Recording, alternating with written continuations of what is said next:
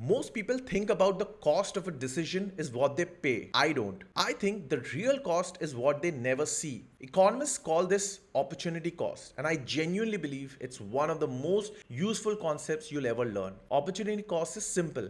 Every time you say yes to one thing, you're automatically saying no to something else. Not tomorrow, not later, right now. Here's what's fascinated me when I first came across this idea. Imagine you spend 3 hours watching random videos on your phone. Did those 3 hours cost you nothing? Not really. The real cost wasn't 3 hours. The real cost might have been finishing 10 chapters of a book, calling your parents, learning a new skill, going for a walk, or probably sleeping earlier. The invisible alternative is the true price. And that's how economists think. Now let's move from economics to business. One of the reasons Amazon became so successful wasn't because they said yes to everything. Jeff Bezos became famous for saying no to hundreds of ideas because every new project consumed engineers, capital, and management attention. Attention itself is a scarce resource. The same applies to your career. People often ask, should I take up this new job? I think the better question is, what am I giving up if I take it? The salary is obvious. The opportunity cost isn't. Maybe you're giving up a mentor,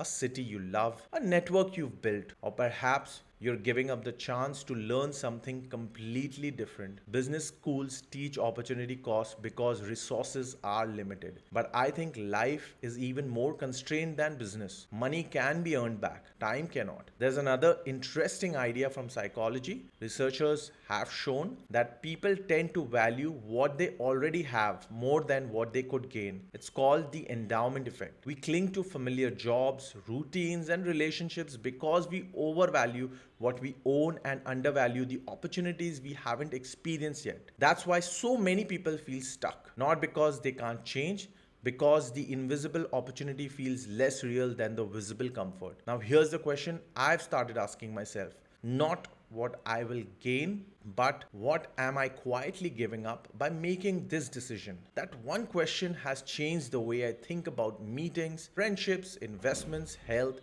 and even how I spend a Sunday afternoon. Because in the end, life isn't just about the decisions you make, it's about the possibilities you silently abandon. And those are often the most expensive decisions of all. See you guys tomorrow. This is First Principles, and my name is Zaid.